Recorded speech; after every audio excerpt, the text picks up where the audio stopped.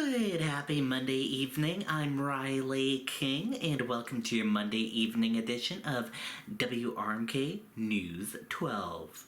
We have a lot of news to get to this Monday evening, so let's get started right now. First up, 911 transcripts revealed flood of calls, chaotic moments following the Lewiston mass shootings. Let's take a listen to that report from WMTW News 8 Maine.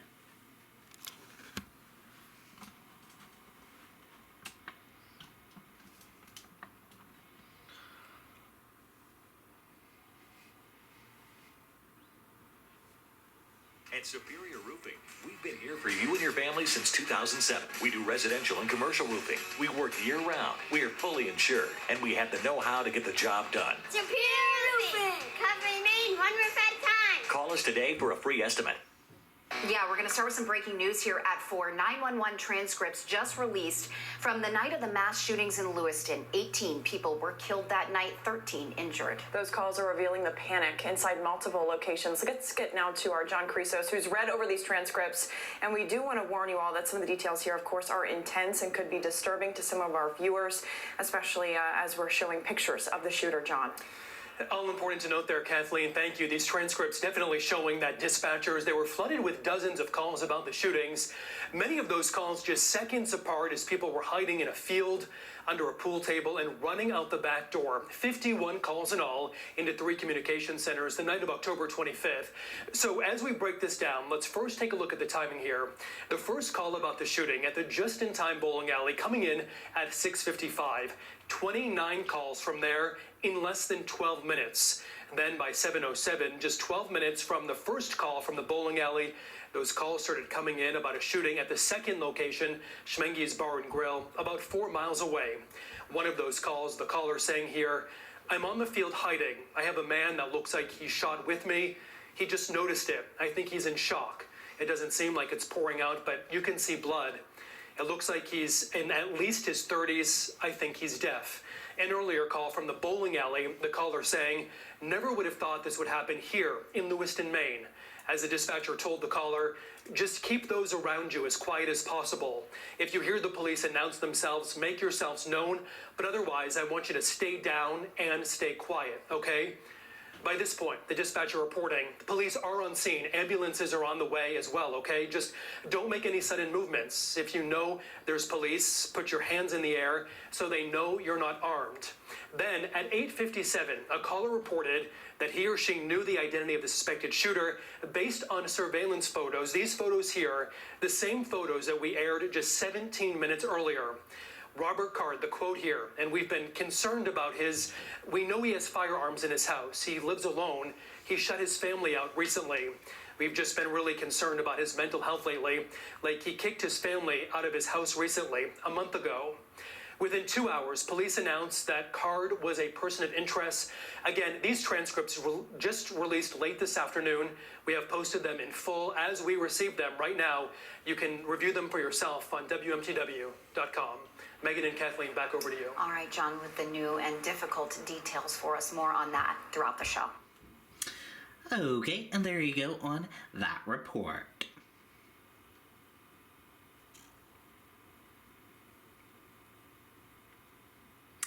Neighbors help stop addiction. Let's take a listen to that report from Fox ABC Maine. Times are tough, but 100 Neighbors Who Care Penobscot Valley has been helping to lighten the load by donating a minimum of $10,000 4 times a year to nonprofits in Penobscot County.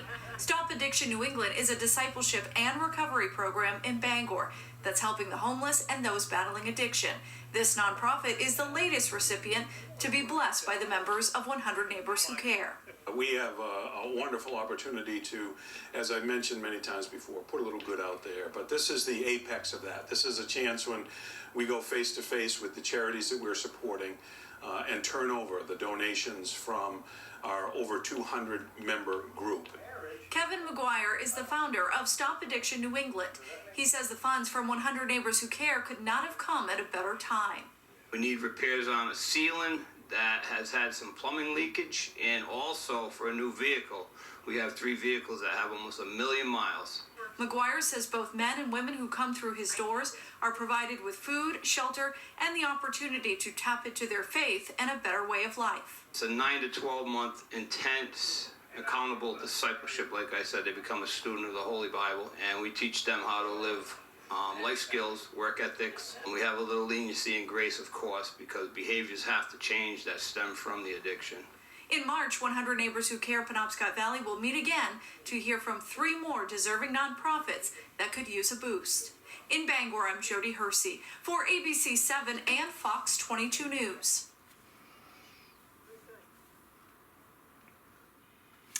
Okay, and there you go on that report.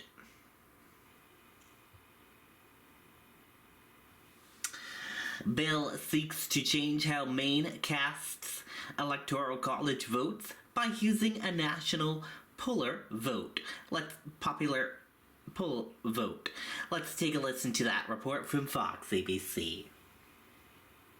Because it wouldn't matter whether they got a vote from California or from Maine or from Michigan or from Florida.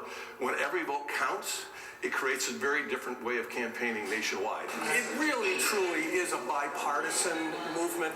It doesn't favor one party or the other. Article 2 of the U.S. Constitution grants the power to each state legislature to determine how their presidential electors are selected and divided. Maine is already somewhat unique when it comes to this. Maine has chosen to use a congressional district plan along with Nebraska, while 49 of the other states plus the District of Columbia use the winner-take-all rule. During Monday's public hearing, one of the main opposing arguments is that entering into this compact will abolish the Electoral College. Today there is a push throughout the country to replace the Electoral College with this unconstitutional and confusing program. What we're trying to do today is not to abolish the Electoral College, but to use the mechanics of the Electoral College to allow every American's vote to count. Proponents of this compact say this will force presidential candidates to pay attention to every voter in every state, instead of just hotspots for electoral votes. And for all practical purposes, we're electing the president of the battleground states of America versus the president of the United States of America. Opponents argue this would actually disenfranchise voters by taking away votes from candidates that they would have otherwise went to, such as in 2016 and 2020 with Maine's 2nd Congressional District, which cast their electoral votes for the former President Donald Trump. In particular, it disenfranchises every right of center voter in the 2nd Congressional District. With regards to disenfranchisement, let's remember what we're creating is a system where every voter in every state is politically relevant every time. The measure will now have a work session before it is voted on in committee and possibly makes it to the full legislature. At the State House, I'm Corey Bouchard for ABC 7 and Fox 22 News.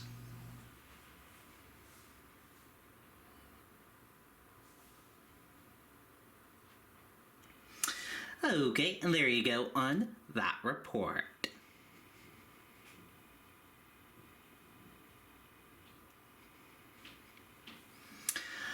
Lobster fishers sue to block monitoring laws designed to help save a rare whale. Let's take a listen to that video from News Center, Maine.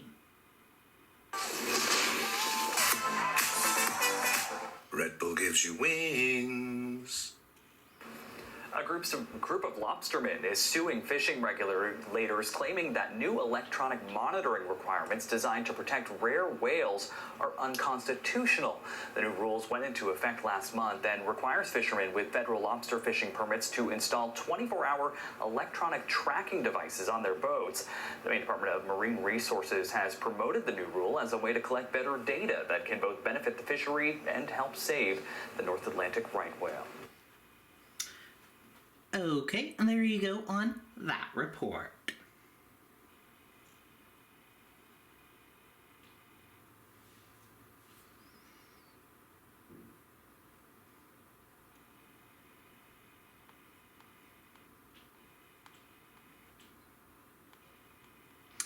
Defense Secretary Lloyd Austin faces sanctuary over secret hospitalization.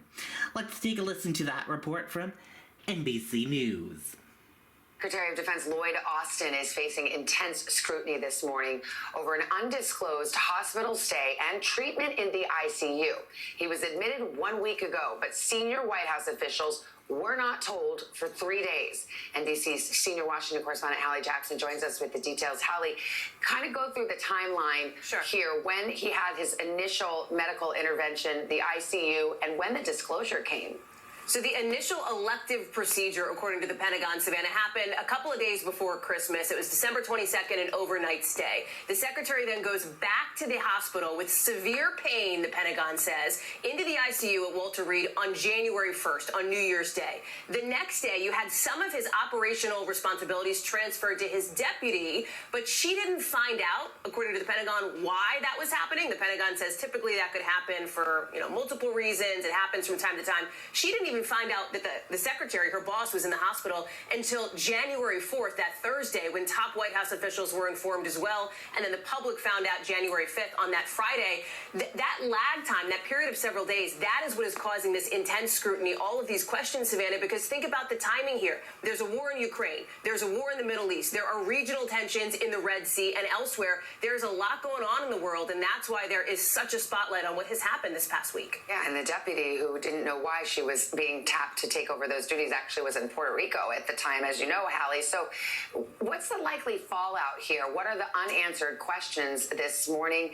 And are there going to be heads rolling, as there often are in Washington when something like this happens? It's a great question, Savannah. Listen, this is a big deal. The Pentagon says that the secretary has no plans to resign, and the president, after speaking with the secretary on Saturday night, according to a White House official, says the conversation was warm, says he's looking forward to seeing Secretary Austin back in the Pentagon soon. So those are the signals you're getting on that end. From Congress, you have a lot of questions, a lot of concerns, including from the top Republican and Democrat on the House Armed Services Committee, who say, yeah, they're happy that the secretary is recovering. By the way, he's still in the hospital, so far as we know, but they do wonder, they do have real questions about how this whole thing was handled. Now, the secretary himself is taking responsibility for this disclosure. In a statement, he says he recognizes he could have done a better job ensuring that the public was appropriately informed. He says he commits to doing better. He takes responsibility for decisions about disclosure. But let me tell you where a lot of the questions are coming now.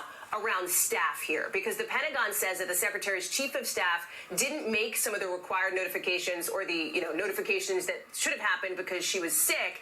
That is where I think you're seeing some questions. One former defense official tells me that these staff questions, either an issue of perhaps incompetence or a lack of empowerment, both of which are problematic. There are obviously a lot of people who want some answers here, and this is what both the Pentagon and the White House, I think, are going to be called to the carpet on in the days to come, Savannah. All right, Hallie Jackson in Washington. Thank you, Hallie. Hey, thanks for watching. Okay, and there you go on that report.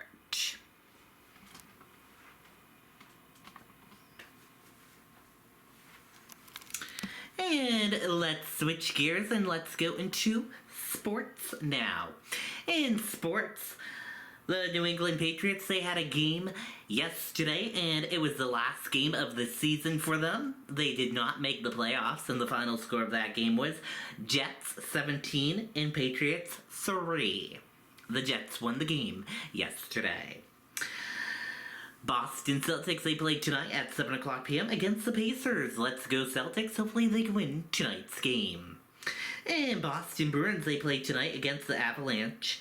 Let's go Boston Bruins. Hopefully they can win tonight's game. And that does it for this evening edition of WRMK News 12 right here. Thank you for watching and have a great evening and good night and good